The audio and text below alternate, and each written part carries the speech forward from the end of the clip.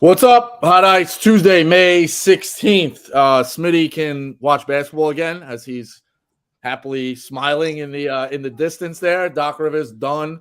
Kind of a headline, but Pick Central is where you're going to go for that. The only headline that I kind of had, actually two, because I forgot we have Big Ev, known supporter of the Yankee cheaters, so we'll do fair or foul with that. But this one's kind of light. The Oakland A's, I blogged it the other day, they send their usher in the outfield to go move people from where they're not supposed to be sitting or something like that. There's 11 people in the stadium. 11. So I originally wrote it, and I was going to be like, look at the balls on this usher. Like, this is insane. How horrible is that? And then I started to do some math and figure it out in my head, and I'm like, this is not the usher's problem. This is the security director or the organization or the stadium. This person is just trying to keep their fucking $18 an hour job to put food on the table. They really did nothing wrong. Nothing. They're being directed to do this. So how much of an asshole are the A's that 11 people are coming to their games and they're not throwing them a parade and giving them free hot dogs? Instead, they're making them move around the stadium. Ev, how insane is this? I guess on a scale of 1 to asshole, I'd say about the highest level of asshole you could possibly obtain.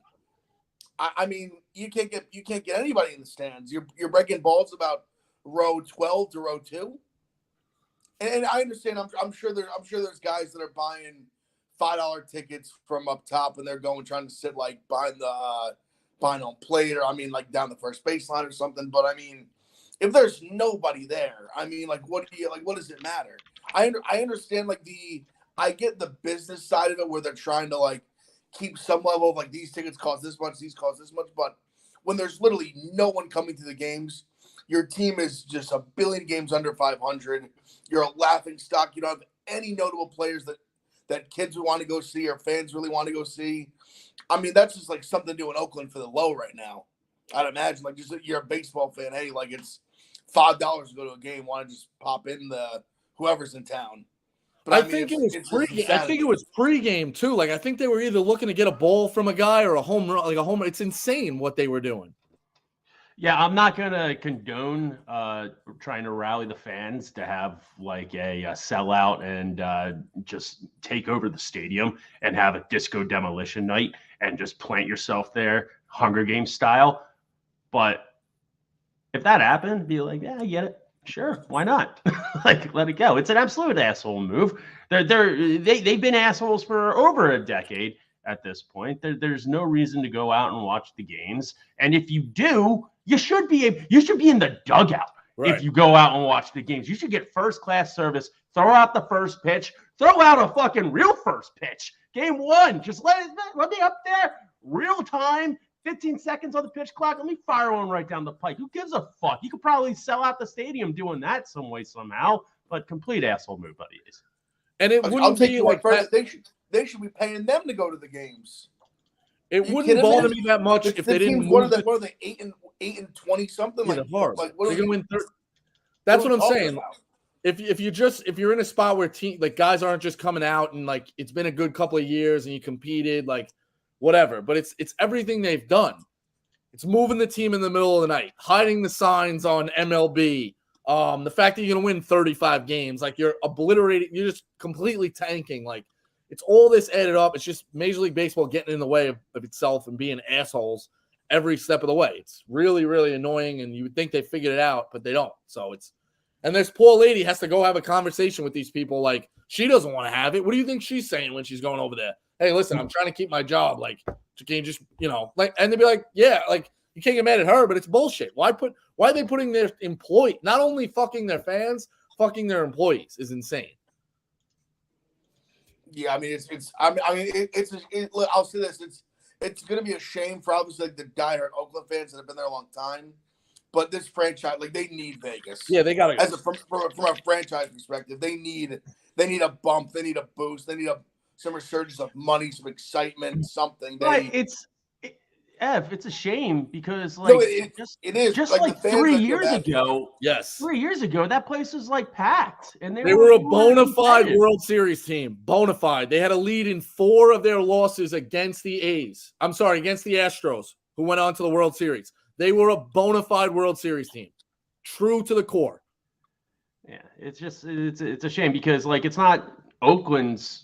Well, I mean, I guess you can blame the city for not like wanting a new stadium or paying tax dollars for it, which is a whole fucking other bullshit issue. You can't blame the fans. Like they show up when they put out a decent product out there. Stuff. So the only other one too, I don't really put a lot. And I'm a Yankee hater. I guess I'm getting soft in my old age. I don't really put a lot to it. I don't know what I can make of it. But Aaron Judge is seen. He's a righty, so he's in the box. And if you're looking at it like this, he's looking this way. He's looking back this way, not at the catcher. Pitcher's out here. He's looking back a little bit. You clearly see the eyes dart. What are we laughing at? Me reenacting it? No. I you can take it F because it's your guy. But it's become a the Toronto broadcast says that Aaron Judge looked at his peripheral. The Toronto not wrong. The Toronto broadcast is they're going, hey, what's he looking at? They're very much asking, what's he looking at? What's he looking at? What's he looking at? So, kind of interested to see. I mean, if he didn't smash 2 home runs yesterday, no one would have said a word. That's the thing. But right? he hit 2 fucking nuclear missile home runs. And here's my question for you, Rico. How is whatever he's looking at, no matter what, it doesn't matter what he's looking at, how is that any different than stealing signs, figuring out the indicator and just stealing it? If something's in the dugout and he can see it and the Blue Jays are offering it, what's the issue? I've always said baseball, now it's where it gets difficult because the steroid guys, like I'm not a fan of. But the gamesmanship cheating, I love. You stealing a sign down the third base line and you know that, or they're tipping a pitch, all in. The Vaseline in the hat, Vaseline on your legs, the spitballs. Even when it was going against the Mets, carving up your nail to fucking throw whatever the fuck he was throwing.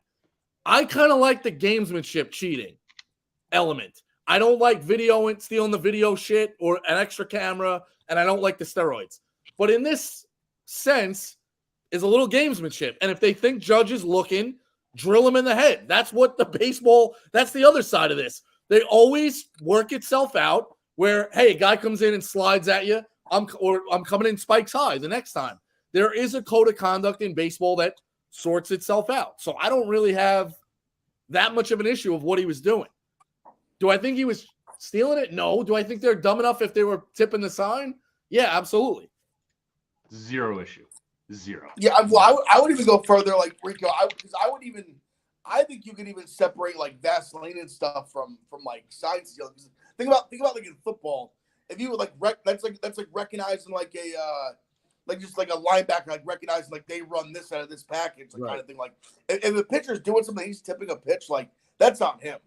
Like and that's a smart baseball on your end, like recognizing it. Like so, even worst case scenario, he looked over and they like knew because it caught everyone's attention because he looked over, looked back, and then hit a 460-foot home run like that.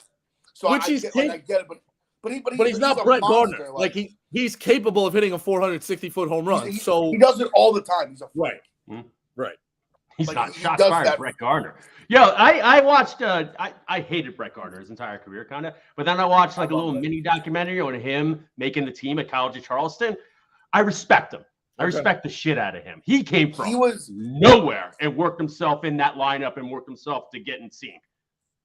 He as a Yankee, I always liked him. He got a lot of shit at the end of his career. He was just I always loved. He was like that last guy from the last championship team that stuck around for over a decade. He was like Mr. like his own like he's obviously a hustle guy, head down like he's a guy he's a Rico like he sprint down every ground ball. In the outfield, he's put his body on the line to make a catch. Yeah, guy you love to see on your team, but hate to see play for anybody else. He's like Brandon Nimmo to me. That fuck. Yeah, he's like the guy you play pickup with that he like hustles for every loose ball. And he's like plays hard defense, and you're like, what the fuck? But when he's on your team, you love him. Yeah, that's Brandon Gardner. Shut up, Rick Gardner. I'm glad he was mentioned on the show. To end the headlines, what has been Smitty? You've been around a lot of baseball, Ev as well. What's your favorite gamesmanship kind of cheating thing that you've seen, whether it's on a Little League field, in the bigs, it's a clip, a famous clip.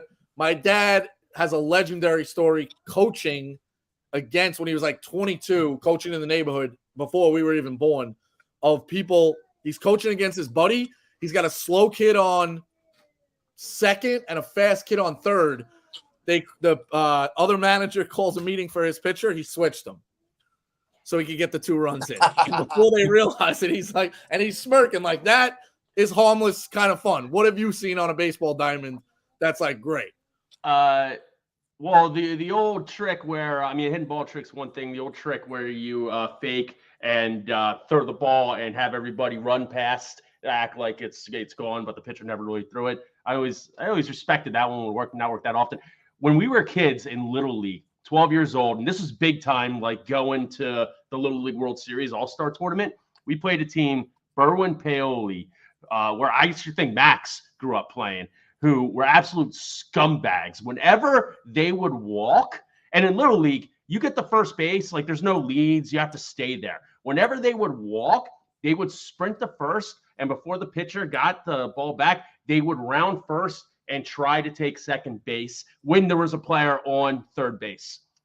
And they would just like try to get like in between, and it would always put the umpires, who, Rico, credit to you, had no idea how to call it or what was going on, in a fucking befuddled situation, and they would always manage to get another run and argue their way to essentially a victory, even though they were more talented than us anyway. Every one of those is in Little Big League. And I'm not doubting you, but I love it must have been where they were the inspiration. I don't know if the guy writing the script was from Oakland Paoli or whatever the fuck it was, but every one of those is an inspiration for that movie. So I love it. It came out right around the same time, so maybe. There you go. Somebody had watched that era. We gotta look into those writers or special thanks. Maybe there's a special thanks that we haven't seen yet. Oakland Paoli, scumbags, whatever it is. Ed, what do you got? I don't know how this won't be received. I promise it was unintentional. I was similar to Smitty. One to Smitty about pivot. How do you feel about, like I said, unintentional? You're at first base. A guy like comes hard. He needs to get back to first base, slide back in. Maybe you're a heavy set guy. Maybe accidentally, when he slides back into first base, you step on his hand and then you tag him. Oh. I just swear a scumbag move. I swear to God, unintentional. One of those where I put my foot down just right on his hand, and he's like, "Oh fuck!" He lifts it up. Smart brains by me had the wherewithal to just put the glove on him, and they. I did that down 30 in a football game. We were getting. I'll say something to me and the kid, very good friends to this day. Still. That's good. Yeah, that's not bad. He may or may not have called me a fat fuck when I did it. Also fair. Which was probably very fair. Very, very fair. My dad also was world renowned at stealing the other team's signs and relaying them to my brother down. And you would hear the guy going into the dugout, the third base coach, like, the fucking guy stole my signs again. He was legendary in baseball. Legendary. Dogs of the day. We could go on for that shit. That should be a whole podcast. We do that all day. Just start a podcast called Glory Days. Just talk about it. Yeah, exactly. Dog of the day. I'm gonna take it's a principle. I would imagine it's a sweep the board unless somebody sees something I don't see. You got the Rays at plus 138. I know Verlander's on the mound. He's the only saving grace. It's still a Mets team that can't score runs. You got to give me the Rays at plus 138. Ev, what do you got? Maybe you just wait. I think I might have missed. You said they're playing the Mets. Excuse me about that. I think the Yankees are just playing good ball right now. They're plus like 150. I think 150, 160. I get they're in Toronto. The Gosman's the mound obviously is very good, but their bats have just been red hot. And I will say one thing about Judge, he can be streaky when he's hot. He's hot, and he's hot right now. And I think he's seeing the ball well. And I think he's one of those guys, like when he's hitting well, like he kind of like everyone kind of lifts up around him. I think we're in a good spot right now. And I hit on the Yankees yesterday plus like 140. If they're going to keep giving us like crazy underdog odds in Toronto, like I'll gladly rip it again plus 150. I wish I could take hit by pitches in that game. I think there's going to be a brawl. And Armand's on the mound today for us. He's actually been better this year and better as of late. Yeah. Rico, I respect you, and I'm going with you here. You're choosing money over fandom, which honorable people do in this world. We're trying to put out the best baseball product. I also think Game 7's a little different than Game 48 or in Major League Baseball. So Yeah, You you give me the Rays plus money against the Mets. I'm taking Yes. it, even Like, even if it's Verlander on the bump. Like it's close to a no-brainer you can get. But also, I was kind of leaning Athletics plus 128 or 138 at home against the Diamondbacks. They can't lose every game. They just can't. I mean, Merrill Kelly pitched a gem last night for the Diamondbacks. A's got some fight in them. Like, I wouldn't mind taking a flyer on that. But my dog of the day is the Rays by far. Okay. So it's two out of three. I expected that. Smitty, what do you got for best bet? Best bet, I'm in love with the San Diego Padres minus 1.5 plus 102. They're at home against the Royals. They got Seth Lugo on the mound, who in his last 5 starts, 6 innings, 2 earned runs, 6 innings, 1 earned run, 5 innings, 4 runs. But what are you going to do? It's at the Cubs. 6 innings, 2 earned runs, 8 innings, 3 earned runs against the Brewers. They just came off a 5-game losing streak against the Dodgers and the Twins. I think they lost also like 7 of their last 9. It's a get-right series. They won last day at home against the Royals. They're going to win today again, blow them out. Seth Lugo on the mound. Tatis is going to be firing. Padres minus 1.5 plus money. Ev, what do you got? I want to say the stat quick, just because Smitty. No, I'm not saying that the shit out Smitty's pick because the A's have to win games eventually. I just want to say, because I was going to say it earlier, I saw this stat this morning that's just insane. If you bet the A's money line every game this year, you know how many units you'd be down? A lot. What's their record? I think they're like. I think they won like 7 games. Maybe like 7-31, something like that. Like minus 35. They can't be down that. Now it's 20. Okay. Like they're 20. I think the next closest was like less than 15. But they in 40 in like not even 40 games down 20 units betting your money line when you're a big underdog every game. That's insane. That's bad. But my best bet of the day is the Mariners. The juice has gone up a little bit. I know it has, but I think they smacked. Luis Castillo is a stud. I just really like him in the spot. I know it's on the road. I'll gladly take the Mariners here. I think it's I know it's a little juicy. Even take the 1.5 as well. I'd take both. I want to pull this up because I actually might give you 2. So my best bet's going to be, I'm surprised nobody took this, Cleveland on the road, minus the 127 against the White Sox. You got Bieber on the mound, 3-1. He's guaranteed to give you 6 innings based on what he's done in his starts. You can get his outs at over 18.5 plus 120. I'm going to take that as well. I think Bieber's, he's as reliable as it comes for a middling Guardians team. I don't love this White Sox. They're kind of a disaster. Kind of. They are a disaster. Yeah, well, Lance Lynn, too. Not a good year. I know. Of all the high-profile teams that we're supposed to achieve, I do think the Mets are a bigger disaster, but the White Sox have the silver medal, without a doubt. So give me Cleveland. Homers, we'll have the hit parade price for you. Like we said, we've been doing pretty good with that. Homers or long balls or deep shots to kind of round it out. Smitty, you got anything? Because I'll give you one. I think the Reds and the Rockies will score 1 million based on that total of 12.5.